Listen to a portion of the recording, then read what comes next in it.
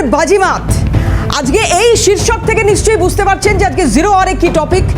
আমি দেবারতী রয়েছি আপনাদের সঙ্গে এবং এটা তো ঠিকই যে আজকে ভারতের জন্য একটা দারুণ খুশির খবর এবং দারুণ দিন। তার কারণ দীর্ঘ কয়েক মাসের আলোচনা ছিল আর শেষমেশ সম্পন্ন হলো ভারত ও আমেরিকার বাণিজ্য চুক্তি। এই বাণিজ্য চুক্তি থেকে কি কি হতে পারে আগামী দিনে সেটা তো সময় বলবে, কিন্তু 50% থেকে 18%।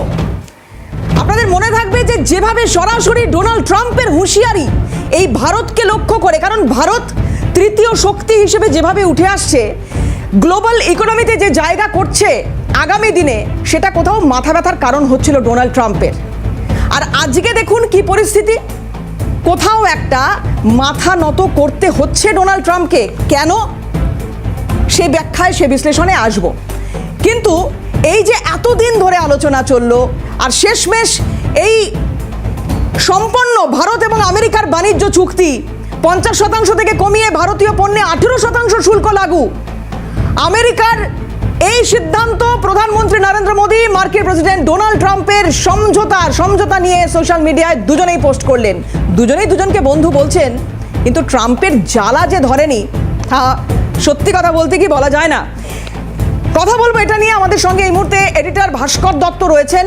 সরাসরি চলে যাব নিউজ রুমে। ভাস্কর, যেটা প্রথমেই জানতে চাওয়ার, বা সত্যি কথা বলতে কি, যখন শেয়ার মার্কেট খুলছে বোঝাই যাচ্ছে যে আজকে এইরকম একটা দারুণ খবর অপেক্ষা করছিল ভারতবাসীর জন্য। ভারতীয় সরকার, ভারত সরকারের এটা কত বড় সাফল্য, কিভাবে দেখা হচ্ছে? দেখো দেবারতী, ট্রাম্প দ্বিতীয়বার আমেরিকার মসনদে আসার পর থেকে এক নয় একের পর এক এমন কিছু সিদ্ধান্ত তিনি নিচ্ছিলেন, যাকে কেন্দ্র করে কিন্তু গোটা বিশ্বজুড়েই একটা তীব্র বিতর্কের পরিস্থিতি তৈরি হয়েছিল। সেই জায়গায় বাদ পড়েনি কিন্তু ভারতও। খুব স্বাভাবিকভাবেই তুমি জানো বা আমাদের দর্শকরা জানেন যে আমরা লাগাতার সেই খবর দেখিয়েছি যে প্রথমত ট্রাম্প ভারত পাকিস্তান যে সংঘাত, সেই সংঘাত থামানোর দাবি করছেন, যদিও ভারত বারবার সেই দাবিকে নস্যাৎ করে দিয়ে পরিষ্কার জানিয়েছে যে তৃতীয় কোনো শক্তির এর মধ্যে হাত ছিল না। এরপরেও আমরা দেখলাম ট্রাম্প কী করলেন, ভারতীয় পণ্যের ওপর শুল্ক চাপালেন 25%, তাতেও তিনি শান্ত হলেন না। তারপর তিনি ভিসার ওপর বর্ধিত মূল্য চাপাচ্ছেন। তারপর আবার তিনি বলছেন যে রাশিয়ার থেকে তেল কেনা ভারত বন্ধ না করলে আরও 25% মানে শুল্ক চাপাচ্ছেন, মানে 50% তিনি শুল্ক চাপালেন। বেশ, কিন্তু ভারত কোনোভাবেই কিন্তু আমেরিকার এই দাদাগিরির কাছে মাথা নত করেনি, বরং কৌশলগত জায়গায় দাঁড়িয়ে কূটনৈতিক পরিপ্রেক্ষিতে ভারত কিন্তু তার অবস্থানকে দৃঢ় থেকে দৃঢ়তর করে তুলেছে।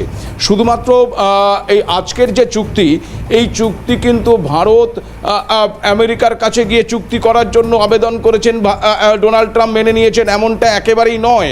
তার কারণ তুমি খুব ভালো করে জানো যে গত এক সপ্তাহের মধ্যেই কিন্তু একটি অত্যন্ত গুরুত্বপূর্ণ চুক্তি ভারত যা স্বাক্ষর করেছে তা হলো ইউরোপীয় ইউনিয়নের সঙ্গে চুক্তি, যাকে মাদার অফ অল ডিলস বলা হচ্ছে।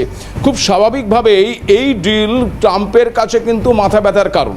তার পাশাপাশি ট্রাম্পের এই চাপ সৃষ্টির কারণে গোটা বিশ্বে একটা আমেরিকা বিরোধী মনোভাব যেমন তৈরি হয়েছে, আমেরিকার মিত্র শক্তিরাও যেমন আমেরিকা থেকে দূরে সরেছে, আমেরিকার শত্রুপক্ষ যারা রয়েছে বিশেষ করে চীন, রাশিয়া, তারাও কিন্তু আরও শক্তিশালী অবস্থান গ্রহণ করেছে এবং আমেরিকার মিত্র শক্তিদের সঙ্গে তারা সংযোগ স্থাপন করেছে। তাদের মধ্যে ভারতও একটা। আমেরিকার সঙ্গে ভারতের সুসম্পর্ক থাকা সত্ত্বেও ভারত কিন্তু আমেরিকার এই চাপের কাছে নতি স্বীকার না করে ভারত পাল্টা রণকৌশল বা পাল্টা যে কূটনৈতিক চাল, সেক্ষেত্রে রাশিয়া, চীন এবং ভারত একটা অক্ষে আসার কথা আমরা দেখতে পাই, এবং যাকে কেন্দ্র করে কিন্তু নিজের ঘরেই ট্রাম্প অত্যন্ত চাপে পড়েছিলেন। যে ভারতকে আমরা এত কাছে টেনে নিয়েছিলাম, চীন থেকে দূরত্ব তৈরি করে দিয়েছিলাম, সেই ভারত আবার চীনের দিকে ঝুঁকছে। এই চাপ কিন্তু ট্রাম্পের উপরে গিয়ে পড়ে। শেষমেশ এই ইউরোপীয় ইউনিয়নের যে চুক্তি, সেই চুক্তির ফলে যে চিত্রটা তৈরি হলো, তাতে করে কিন্তু ট্রাম্পের কাছে আর কিছু করার রইল না। সমস্ত অস্ত্র সে ব্যবহার করে ফেলেছে এবং সমস্ত অস্ত্রই তার নিষ্ফল হয়ে গিয়েছে। সেই জায়গায় দাঁড়িয়ে ট্রাম্পের কাছে আর কোনো রাস্তা ছিল না যদি ভারতের সঙ্গে তাকে সখ্যতা আবার তৈরি করতে হয়, ভারতের সঙ্গে তাদের সম্পর্ক ফিরিয়ে আনতে হয়, তাহলে এই চুক্তি তাদের স্বাক্ষর করতেই হতো। দেবারতী, তোমার এটাও মনে আছে যে কিছুদিন আগেই এই আমেরিকা, এই ট্রাম্প বলেছিলেন যে ভারতের সঙ্গে তাদের বাণিজ্যিক চুক্তি ভেস্তে গেছে। কেন না কি প্রধানমন্ত্রী নরেন্দ্র মোদীকে বলা হয়েছিল ডোনাল্ড ট্রাম্পকে ফোন করতে, প্রধানমন্ত্রী নরেন্দ্র মোদী তিনি ফোন করেননি, সেই কারণে নাকি চুক্তি ভেস্তে গেছে এবং সেই চুক্তি আর হবে না, এমন দাবিও কিন্তু আমেরিকার তরফ থেকে করা হয়েছিল। সেখানে দাঁড়িয়ে আজকের এই চুক্তি সম্পন্ন হওয়া, যেটা আমরা বলছি ওভার ট্রাম্প, অর্থাৎ যে ট্রাম্প শুল্কের ওপর শুল্ক চাপিয়ে ভারতকে ট্রাম্প করেছিলেন, তার ওপর ইউরোপীয় ইউনিয়নের চুক্তি, পাশাপাশি কূটনৈতিকভাবে একটা নতুন অক্ষ তৈরি করা, এমনকি ডলারাইজেশনের দিকে বিশ্বের অর্থনীতিকে নিয়ে যাওয়ার প্রচেষ্টা, যার একেবারে প্রধান জায়গায় ছিল ভারত। ভারতের এই ওভার ট্রাম্প কিন্তু ট্রাম্পকে আবার তাদের নিজের অক্ষে এসে ভারতের সঙ্গে এই চুক্তি করতে বাধ্য করলো এক প্রকার, এটা বলা যেতেই পারে। কিন্তু এখানে একটা বিষয়, সেটা হচ্ছে ভাঙলেও মচকালেন না ট্রাম্প। উনি একটা মন্তব্য এখানে করলেন, সেটা হচ্ছে যে রাশিয়া থেকে তেল কিনবে না ভারত, এই মর্মে আমাকে জানানোর পরে আমি এই সিদ্ধান্ত নিয়েছি, এইরকম একটি এক্সপোস্টুরি করেছেন। এই খোঁচাটার মানে কি?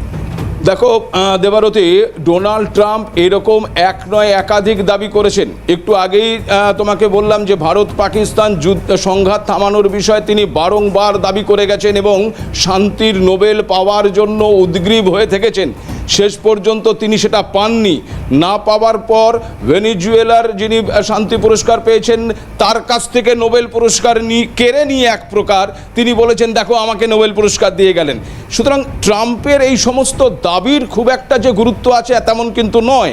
তার কারণ যে তথ্য এখনো পর্যন্ত আমাদের কাছে আসছে, তাতে যে শর্তগুলো ওপর মোটামুটি করে এই চুক্তি স্বাক্ষরিত হয়েছে, তার মধ্যে যেটা জানা যাচ্ছে সেটা পারস্পরিক শুল্ক হ্রাস, যেটা তুমি একটু আগেই বললে যে 50% থেকে 18% নেমে আসছে, প্রতিরক্ষা এবং কৌশলগত সহযোগিতা বৃদ্ধি দু দেশের মধ্যে, অসামরিক পারমাণবিক প্রযুক্তি হস্তান্তর, এই বিষয়গুলো রয়েছে। এখানে কিন্তু কোথাও ভারত রাশিয়া থেকে তেল কিনবে না এমন তথ্য কিন্তু কোথাও নেই। ভারতের তরফ থেকে কোথাও কিন্তু এই দাবি সম্পর্কে কোনো তথ্য প্রদান করা হয়নি। অর্থাৎ এই দাবি যে শুধুমাত্র ট্রাম্পের মন গড়া আরও একটি দাবি, এ কথা বলাই যায় দেবারতী। এবং এখানে বোধহয় ট্রাম্পের কোথাও এটা উনি বুঝতে পারছেন যে আমেরিকার অভ্যন্তরীণ যদি অর্থনীতির কথা বলি, কারণ ভারতের তো একটা বিশাল বাজার, এটা কি উপেক্ষা করার শক্তি যত বড় দেশ হোক তাদের কারুর নেই। এত বড় বুকের পাটা কারুর নেই যে ভারতীয় উপমহাদেশের যে বাজার সেটাকে তারা উপেক্ষা করে। ফলে ট্রাম্প এই মুহূর্তে নিজের দেশেও কোন ঠাসা, তুমি যে কথাটা বলার চেষ্টা করছিলে, আমেরিকার অর্থনীতি এই মুহূর্তে ঠিক কোন জায়গায় দাঁড়িয়ে আছে যেখান থেকে ট্রাম্পকে এইরকম একটা সিদ্ধান্ত নিতে হলো? খুব ভালো প্রশ্ন, এবং খুব সেই জায়গায় দাঁড়িয়ে ট্রাম্প কিন্তু সেখানেও গাড্ডায় পড়েছে দেবারতী। তার কারণ তিনি ভারতীয় পণ্যের ওপর 50% শুল্ক চাপিয়েছেন। এতে ভারতের রপ্তানি কিছুটা ধাক্কা খেয়েছে, বিষয়ে কোনো সন্দেহ নেই, কিন্তু ভারত তার বিকল্প পথ খুঁজে নেওয়ার চেষ্টা করেছে। ভারত যে পণ্যগুলো আমেরিকায় পাঠাতো সেই পণ্যগুলো অন্য কোন বাজারে পাঠানো যায় তার উদ্যোগ গ্রহণ করেছে, এবং সেখানে দাঁড়িয়ে ইউরোপীয় ইউনিয়ন চুক্তি একটা অন্যতম ট্রাম্প কার্ড বলা যেতেই পারে।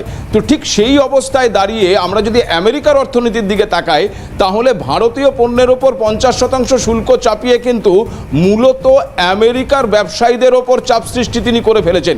আমেরিকার ব্যবসায়ীদের ব্যবসা কমেছে, সেখানকার যারা নাগরিক যারা ছিলেন, যারা ভারতীয় পণ্য অত্যন্ত কম দামে তারা সেখান থেকে কিনতে পারতেন এবং অত্যন্ত গুণগত মান সম্পন্ন পণ্য, সেই পণ্য তারা পাচ্ছেন না, এবং যদি তারা পান সেটা অনেক বেশি দামে তাদেরকে কিনতে হচ্ছে।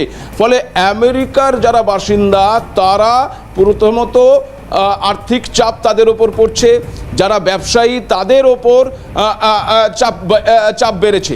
উল্টো দিকে ভারত নতি স্বীকার তো করেইনি, বরং উল্টো দিকে তারা নতুন বিকল্প পথের খোঁজে তল্লাশি করেছে এবং তারা তা পেয়েও গিয়েছে।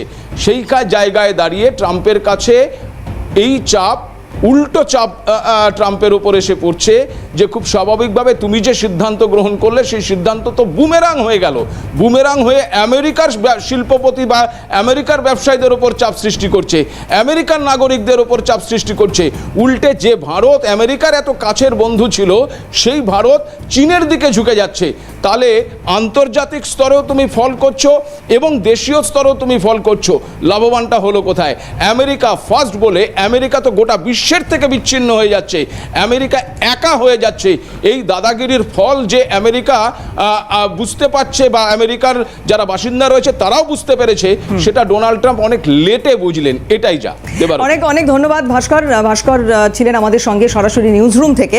আমাদের সঙ্গে দেবাশিস নন্দী, আন্তর্জাতিক সম্পর্ক বিশেষজ্ঞ, ইতিমধ্যে যোগদান করেছেন। দেবাশিস দাকে স্বাগত জানাবো আমার অনুষ্ঠানে। দেবাশিস দা, আমি আপনার কাছে আসবো, কিন্তু তার আগে একটা খুব ছোট্ট বিজ্ঞাপনী বিরতি রয়েছে, নিয়ে নিই, তারপরে আসছি আপনার কাছে। সঙ্গে থাকুন। रोकड़े रोकड़े खोस्टे खोस्टे रोकड़े रोकड़े खोस्टे खोस्टे रोकड़े खोस्टे खोस्टे रोकड़े এখন কলিন্স স্প্রে দিচ্ছে ডাস্টিং এর তুলনায় 5 গুণ বেশি শাইন। সিএন এখন থেকে ডিজিটালে। আপনাদের কথা আমাদের কণ্ঠে এবার থেকে আরও জোরালোভাবে। আমরা আবার গর্জে উঠব, তবে এবার বিভিন্ন ওটিটি প্ল্যাটফর্মে। এখন থেকে আমাদের দেখা যাবে Limix TV, Zenga TV, Playbox TV, Yupp TV, Distro TV, VI movies and TV, Airtel Xstream Play, Epic On TV, Tata Play Binge এবং জিও টিভিতে। ডিজিটাল যাত্রার এই নতুন অধ্যায় আমাদের সঙ্গে জুড়ুন, কারণ আপনাদের ভরসাই আমাদের এগিয়ে চলার একমাত্র প্রেরণা। ফিরে এলাম বিরতির পর। দেবাশিস দা রয়েছেন, সরাসরি দেবাশিস দার কাছে যাব। দেবাশিস দা, প্রথমত তো এটার ব্যাখ্যা চাইবো আপনার কাছে, আপনার কি মূল্যায়ন, এবং তার পাশাপাশি একটা বিষয় অনেকেই বলছেন, অর্থনীতিবিদদের অনেকেই বলছেন যে 2028 সাল খুব ভাইটাল একটা সময়। এই 2028 সালের মধ্যে ভারতের মানে চোখে চোখ রেখে আমেরিকার সঙ্গে লড়াই অর্থনীতির দিকে করার ক্ষেত্রে ভারত অনেকটা এগিয়ে যাবে। 2028 সাল হচ্ছে সেই সময়টা। ডোনাল্ড ট্রাম্পের কোথাও এটা মাথা ব্যথার কারণ হচ্ছে কি, ভারতীয় উপমহাদেশের এত বড় বাজার সেটা হাতছাড়া হয়ে যাওয়ার কোথাও ভয়, সেটাও কাজ করছে কি? কি মূল্যায়ন আপনার? দেখুন, অনেকগুলো বিষয়, মানে এই যে মুক্ত বাণিজ্য চুক্তি আমেরিকার সাথে যে ভারতের হতে চলেছে, অনেকগুলো ফ্যাক্টর কাজ করছে। যে বিগত কয়েক মাস আমরা দেখেছি এই দু দেশের মধ্যে সম্পর্কের অনেক উত্তেজনা, এবং আমেরিকা বারবার থ্রেট দিয়েছে ভারতকে যে যদি রাশিয়া থেকে তেল আনা বন্ধ না করি তাহলে আরো শুল্ক চাপবে এবং অন্য সুযোগ সুবিধা কাটছাট করে দেবে। এবং তার এটা বলবো 1998 সালের পোখরানে যখন দ্বিতীয়বারের মতো পরমাণু বোমার পরীক্ষামূলক বিস্ফোরণ ঘটেছিল ভারত, তারপরও বেশ কয়েক মাস আমেরিকান অ্যাডমিনিস্ট্রেশন ভারতের উপর আর্থিক নিষেধাজ্ঞা আরোপ করেছিল। এবং তখনকার ভারত তার যে ইকোনমিক ভলিউম অনেক কম ছিল, এবং তখন আমেরিকার সাথে আমাদের বার্ষিক যে ট্রেড ভলিউম ছিল এই 10 বিলিয়ন ইউএস ডলার কাছাকাছি। এখন হচ্ছে গত আর্থিক বছর সেটা পৌঁছেছিল 132.2 বিলিয়ন ইউএস ডলার। অর্থাৎ এই যে ভারত ক্রমাগত থার্ড লার্জেস্ট ইকোনমির দিকে এগোচ্ছে, এবং আপনি যে টাইম লাইনটা বললেন বাই 2028, সেখানে একটা বিশ্ব অর্থনীতির নির্ণায়ক শক্তি হবে ভারত। এবং ভারতের যে বিশ্ব বিপুল বাজার, সাইজেবল মিডল ক্লাস, এটা বিশ্বের কোথাও নেই। এবং বিজ্ঞান প্রযুক্তির ক্ষেত্রে যে অগ্রগতি এবং সারা বিশ্বের যে রিলায়েবিলিটি, এবং সেটা আরো প্রমাণিত হলো যখন ফিনান্সিয়াল সলভেন্স ছাড়া সারা বিশ্বে কোনো রাষ্ট্র এখন সমাদৃত হয়, এবং ভারত সেটা প্রমাণ করেছে। তার জন্য কিছুদিন আগেই ইউরোপিয়ান ইউনিয়নের সাথে মুক্ত বাণিজ্য চুক্তি হলো, তারও আগে গত বছর প্রধানমন্ত্রী গিয়েছিলেন ইউকেতে, মুক্ত বাণিজ্য চুক্তি হয়েছে। এবং আরো আমরা জানি ব্রিক্সের মাধ্যমে কিভাবে এটা বহুমাত্রিক বহুপাক্ষিক সাংগঠনিক নেটওয়ার্কের মাধ্যমে আমরা আরো শক্তিশালী হচ্ছি। এবং আমেরিকার কাছে একটা অশনি সংকেত গিয়েছিল, যদি ব্রিক্স মুক্ত দেশগুলো আরো ইউনাইটেড হয়ে, ভারত যেহেতু চীনের দিকে ঝুঁকছে, অলরেডি সোভিয়েত ইউনিয়নের উত্তরসূরি রাষ্ট্র রাশিয়া তো আমাদের বন্ধু, তার সাথে আরো সম্পর্ক স্থাপিত হয়েছে, এবং ব্রাজিল থেকে শুরু করে সাউথ আফ্রিকাদের সাথে। সুতরাং আগামী দিনে আমেরিকার যে অর্থনীতি সেটা চ্যালেঞ্জ হবে, বিশেষ করে ব্রিক্স যদি মুদ্রা চালু হয় যেটা প্রস্তাবিত। কারণ আমরা দেখি বিগত এক বছরে আমেরিকান ইকোনমিক যে ডাউনফল হয়েছে প্রায় 50% কাছাকাছি। আমি ব্রিক্স মুদ্রা বা ইউনান প্রসঙ্গে আসবো দেবাশিস দা, তার আগে একটা বিষয় এখানে জানতে চাইবো। রাশিয়ার থেকে তেল না কেনার যে কথা ট্রাম্প বলছেন, সেটা নিয়ে ভারতের তরফ থেকে কোনো কথা সামনে আসেনি, এবং কিছুক্ষণ আগে এডিটর ভাস্কর দত্ত আমাদের সঙ্গে ছিলেন, উনি যে কথাগুলো বলছিলেন বা যেগুলোর নিরিখে এই চুক্তি, সেই তালিকাতে কোথাও এই কথা ভারতের তরফ থেকে বলা হয়নি যে তারা ট্রাম্পের এই দাবিকে মান্যতা দিচ্ছে যে রাশিয়া থেকে ভারত তেল কিনবে না। গত শনিবার ইরান থেকে ভারত তেল কিনবে না এরকম একটি দাবি ডোনাল্ড ট্রাম্প করেছিলেন। এই দাবিগুলো যে লাগাতার করতে থাকেন ডোনাল্ড ট্রাম্প, যদিও তার কথার কতটা গুরুত্ব আছে সেটা নিয়ে বিতর্ক হতে পারে, কিন্তু রাশিয়া বা ইরানের মতো দেশগুলো যে দেশগুলোর উপর ভারত এখনও তেলের জন্য নির্ভরশীল, সেই দেশগুলোর ক্ষেত্রে আগামী সময় তাই সেই দেশগুলোর সঙ্গে সম্পর্কের ভিতটা অভিমুখটা কীরকম হতে পারে ভারতের ক্ষেত্রে? প্রথমত বলি যে ট্রাম্পের কথা বললেন, তো ট্রাম্প মাঝে মাঝে এরকম আরেকটা মন্তব্য করেন। আমেরিকার বিদেশি দুটো বিষয় এখন পরিলক্ষিত হয়। একটা ছিল অনেক প্রোপাগান্ডা, যেটা প্রচার, অর্থাৎ যেটা প্রচার করা হয় সেটা বাস্তবে নয়। আর দ্বিতীয় হচ্ছে পোস্ট ট্রুথ, যে ট্রাম্প সম্পর্কে একটা বইও রয়েছে পোস্ট ট্রুথ। ট্রাম্পের কথা হচ্ছে সত্য এবং মিথ্যার মাঝামাঝি একটা বিষয়। সুতরাং তিনি কি বলছেন সেটা গুরুত্ব আমেরিকান জনগণও খুব একটা দেয় না, তার মন্ত্রিসভার সদস্যরা, তার যে কলিগসরা রয়েছেন ক্যাবিনেটে, তারাও খুব বোঝেন না বা বোঝার চেষ্টা করে না, কারণ তার কনসিস্টেন্সি নেই। এবার আসি হচ্ছে যে ট্রাম্প কিছুদিন আগে ঘোষণা করেছিলেন যে ভারত রাশিয়ার কাছ থেকে তেল আনা বন্ধ করে দিয়েছে এবং আমার চাপই বন্ধ করেছে। এটা একটা প্রচার করতে চাইলেন যে গ্লোবাল পাওয়ার হিসাবে আমেরিকাই শেষ কথা এবং ভারত আমেরিকাকে ভয় পেয়েছে, কিন্তু এটা বাস্তবে না।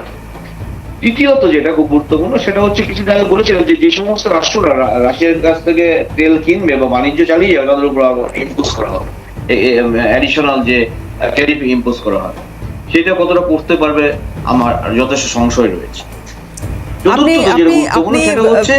এই যে ভারত প্রতিরোধ গড়ে তুললো, হ্যাঁ না বলুন দেবাশিস বলুন, প্রতিরোধ গড়ে তুললো, যে মাথা নত না করে তার যে অটোনমিটা বজায় রাখলো ভারত, এটা একটা দারুণ বার্তা গেল। অর্থাৎ ভারত তো মানে বিশ্ব শক্তি হয়ে উঠতে চাইছে, মানে আগামী দিনে সমৃদ্ধ জাতিগোষ্ঠীর স্থায়ী নিরাপত্তা পরিষদের স্থায়ী সদস্যপদ পাবে এবং গ্লোবালি যে ভারতের অ্যাক্সেপ্টেন্স আরো বেড়েছে। সুতরাং এটা একটা বার্তা গেল, যদি কোনো রাষ্ট্র ঠিক থাকে তার এবং এই বার্তাটা গ্লোবালি গেল, যেই যত শক্তিশালী এটা কি বলা যায় দাদা যে এই বার্তাটা গ্লোবালি গেল? চীনকেও আগামী সময়ের জন্য এই বার্তাটা দিয়ে রাখা গেল যে দেখো আমরা চোখে চোখ রেখে লড়াই করতে পারি, আমেরিকাকেও মাথা নামাতে হলো। ফলে এটা আগামী সময়ের জন্য যদি চীন এরকম কোনো ভাবনা চিন্তায় থেকেও থাকে বা যেতেও চায়, তাহলে চীনকেও বার্তা বলা যায় কি সেটা? একদম, এটা হলো আইবল টু আইবল ডিপ্লোমেসি, চোখে চোখ রেখে। এখন চায়না তো করবেই না আমাদের সাথে, কারণ গালওয়ানটা একটা জাস্ট একটা সিম্বলিক ছিল। কারণ চায়নাও খুব ভালো করে জানে বর্ডার নিয়ে যতই ওরা আস্ফোরণ করুক, কিন্তু ভারতের বিশাল বাজার এটা চায়নাও হাতছাড়া করতে চায় না, এটা ভালো করে চায়না জানে। এবং স্ট্র্যাটেজিক্যালি একটা যেহেতু দক্ষিণ এশিয়ার অন্যতম শক্তি ভারত, তাকে যদি বিব্রত করতে পারে চারিদিক দিয়ে, through Myanmar, through Bangladesh, through Pakistan, তাহলে তো ভারতের অর্থনীতিটা একটু বিপর্যস্ত হবে, ভারতের অভ্যন্তরীণ নিরাপত্তারই সংকটে থাকবে। ফলে এটা স্ট্র্যাটেজি চায়না, কিন্তু অর্থনৈতিক মানদণ্ডের বিচারে চায়না কখনো চায় না ভারতের বাজারটা লস করতে। তাই দেখবেন বিগত মানে কয়েক মাস ধরে বা এক বছরের একটু বেশি সময় ধরে আমরা লক্ষ্য করবো চায়না কিন্তু বন্ধুত্বের বার্তা দিয়েছে। এবং লাস্ট যে আমাদের প্রজাতন্ত্র দিবস হলো, সেখানে কিন্তু সুন্দর একটা বার্তা দিয়েছেন চাইনিজ প্রেসিডেন্ট, ভারতের এই গণতন্ত্রকে, ভারতের সার্বভৌমিকতাকে একটা সম্পূর্ণ মর্যাদাপূর্ণ বক্তব্য রেখেছেন। অর্থাৎ কোথাও একটা বার্তা দিচ্ছে, অর্থাৎ বুঝে যাচ্ছে সারা বিশ্ব যে বিশ্ব অর্থনীতিতে ভারতের ভারত একটি মানে কি দুর্নিবার শক্তি এবং এইটাকে রোখা খুব মুশকিল, এবং ভারতকে বাদ দিয়ে ইন্টারন্যাশনাল পলিটিক্যাল ইকোনমি হয় না। সুতরাং এটা আমেরিকাকে বার্তা দেওয়া হল, চায়নাকে বার্তা দেওয়া হল এবং সাউথ আফ্রিকাকে বার্তা দেবো, যে একটা আমাদের বিশ্বের সদস্য, তারা কিছুদিন আগে বললো যে ভারত থেকে যে গাড়িগুলো সাউথ আফ্রিকাতে রপ্তানি করা, তারপর 50% ট্যারিফ আরোপ করা হবে। সেটা অবশ্য একটা লজিক্যাল একটা তারা ব্যাখ্যা দিয়েছে।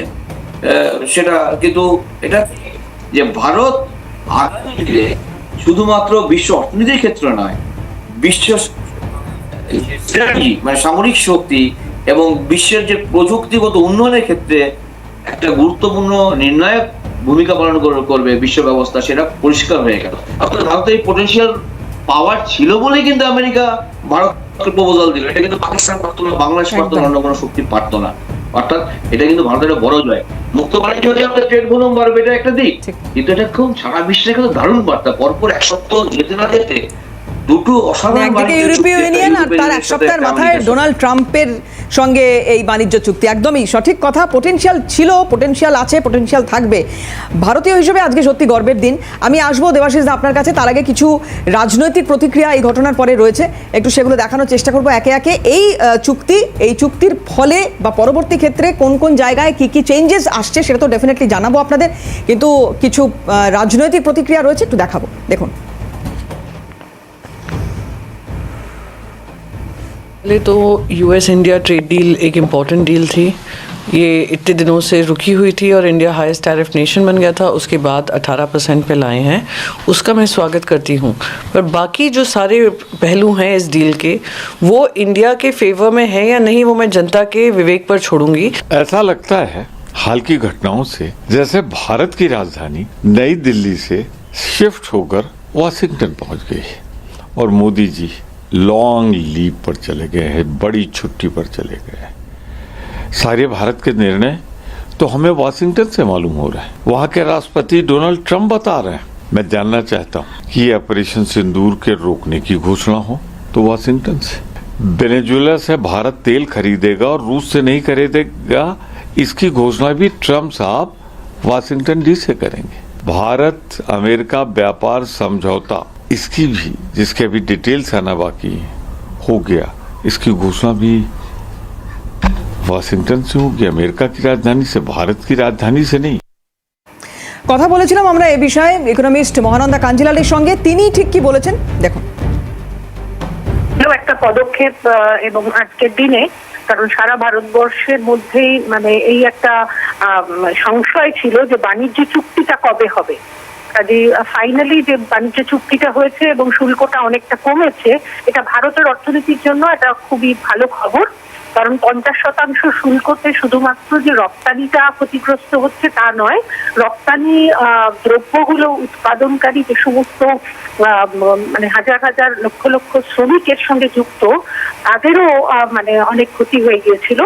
কাজে এটা সত্যিই একটা সদর্থক পদক্ষেপ। দেবাশিস দা, আপনি ব্রিক্স মুদ্রার কথা বলছিলেন, আমি ইউয়ানের কথা বলছি, যেটা 2024-এ চীনের প্রেসিডেন্ট একটা দাবি করেছিলেন যে আগামী সময় নাকি বিশ্ব শাসন করবে ইউয়ান। এবার কথা হচ্ছে যে এই 2024 সালের দাবি হঠাৎ করে একটি চীনা কমিউনিস্ট জার্নাল তারা 2026 সালে প্রকাশ করছে। এমন সময় প্রকাশ করছে যখন ট্রাম্প লাগাতার এই ধরনের কিছু মন্তব্য, কিছু হুমকি, কিছু হুঁশিয়ারি, কিছু খামখেয়ালিপনার বিভিন্ন নজির রাখছেন। ট্রাম্পকে চাপে রাখার জন্য হঠাৎ করে 2024-এ করা উক্তি 2026-এ প্রকাশ্যে আনা কিনা, সেই বিষয়টা তো একটু জানতে চাইবো আপনার কাছে। এটা চীনের কোনো প্ল্যানিং কিনা, কোনো কৌশল কিনা, এবং পাশাপাশি যদি সত্যি এটা হয়, আমি ইউয়ান ছেড়ে দিলাম, ব্রিক্স মুদ্রার ক্ষেত্রে আমি যদি আসি, যদি এটাই নিয়ন্ত্রণ করে আগামী দিনে গ্লোবাল কারেন্সি, যদি এটা হয়ে ওঠে, বিশ্ব অর্থনীতিকে যদি কন্ট্রোল করে, ডলারের কি অবস্থা হবে, ট্রাম্পের কি অবস্থা হবে? দেখুন, বিষয়টি চারটে দিক আছে। প্রথমত, চাইনিজ যে মুদ্রা ওনের অতটা মূল্য নেই, মানে অতটা সেই যে ভ্যালুটা খুব বেশি নয়। দ্বিতীয়ত হচ্ছে, চায়না যেই সমস্ত দেশকে ধার দেয়, ঋণ দেয়, ডেট ট্র্যাপে ফেলে এবং চাইনিজ পণ্য যায় একতরফা ভাবে, তাদের উপর চাপাতে পারে যে তোমরা চাইনিজ মুদ্রার ব্যবসা যদি করো আমাদের সাথে, তাহলে তোমাদেরকে আমরা সাহায্য করবো। তৃতীয়ত, যে চায়না কিন্তু একটা ডবল স্ট্যান্ডার্ড নিচ্ছে, অর্থাৎ ডলারকে চাপে রাখার জন্য একদিকে বলছে যে ব্রিক্স মুদ্রা চালু করা হচ্ছে, অন্যদিকে আবার নিজেদের মুদ্রাটাকে চালু করতে চাই, সেটা 2 বছর পরে সেটা রিপোর্টে দিল। চতুর্থত হচ্ছে যে ডলার এখনো বিশ্ব মানে বাণিজ্যের ক্ষেত্রে, আন্তর্জাতিক বাণিজ্যের ক্ষেত্রে একচ্ছত্রতা করতে বিস্তার করে, যদিও ইউরো দিয়ে বাণিজ্য হয়, সেটা কিন্তু একটা জোনে, ইউরো জোনে হয়, এবং একসময় পাউন্ড দিয়ে হতো, সেটাও ইউকের সাথে মানে, আর কিন্তু সেইভাবে সারা বিশ্বে কমন মানে যে মুদ্রা বিনিময়ের মানে মাধ্যম হিসেবে ব্যবহার হয় সেটা নয়। তো এই ব্যাকগ্রাউন্ডে আমরা বলতে পারি যে ডলারকে তো চ্যালেঞ্জ দেওয়ার জন্য অবশ্যই বিকল্প বের করতেই পারি আমরা ব্রিক্স মুদ্রা। কিন্তু ব্রিক্স মুদ্রা চালু করলে বিশ্ব অর্থনীতির প্রায় 50% ব্রিক্সভুক্ত দেশগুলোর মধ্যে রয়েছে, বিশ্ব জনসংখ্যারও প্রায় 50% এখানে। সুতরাং এই অবস্থায় যদি এটা হচ্ছে হাই টাইম আমেরিকাকে চাপে রাখার জন্য, যদি সত্যি যে চায়নার যে মানে সদিচ্ছা থাকে, তাহলে সম্ভব। এবং রাশিয়ার যে মুদ্রা রুবল আর ইন্ডিয়ান মুদ্রার মধ্যে খুব একটা পার্থক্য নেই, মানে সব কাছাকাছি, মানে মূল্যায়ন যদি করি কাছাকাছি, যদি আমরা কনভার্ট করি, তাহলে যদি মানে BRICS+5 ব্রিক্সের 5 সদস্য 15 সদস্য বাকি যারা সদস্য হয়েছে তারা যদি সত্যি একত্রিত হয়ে করে তাহলে আমেরিকা কিন্তু চাপে ফেলা যাবে। আর বিশ্ব অর্থনীতি 50% তারা নিয়ন্ত্রণ করে ব্রিক্স-মুক্ত দেশগুলো, বিশ্ব জনসংখ্যার একটা বড় অংশ এখানে রয়েছে। সুতরাং এই সময় আমেরিকা কিন্তু চাপে রয়েছে। আমেরিকার অর্থনীতিবিদরা আশঙ্কা করছে আগামী দিনে ডাউনফল আরো হবে আমেরিকা যদি ডোনাল্ড ট্রাম্প বিভিন্ন দেশের সাথে ঝামেলা করতে থাকেন, বিশ্বের বিভিন্ন যুদ্ধে জড়িত, যুদ্ধে খরচ হচ্ছে, একদিন জাপানের সাথে সুসম্পর্ক। এটা বোধহয় মনে হওয়ার কারণ এই মুহূর্তে তৈরি হচ্ছে যে ডোনাল্ড ট্রাম্প নিজেও খানিকটা চাপে রয়েছেন, তো কারণ আমেরিকার অর্থনীতি এই মুহূর্তে যথেষ্ট টালমাটাল অবস্থায় রয়েছে এবং ডোনাল্ড ট্রাম্প নিজের দেশেই খানিকটা কোণঠাসা তার ব্যবসায়ী বা তার ইকোনমি নিয়ে। যাই হোক, এটা ডেফিনেটলি পরবর্তী ক্ষেত্রে হয়তো আলোচনা হবে। আপাতত অনেক ধন্যবাদ আপনাকে এতটা মূল্যবান সময় দেওয়ার জন্য এবং আপনারা যারা আমাদের সঙ্গে ছিলেন ধন্যবাদ। শেষ করছি এখানেই। জিরো আওয়ার অন্যান্য খবরের জন্য চোখ থাকুক CNN।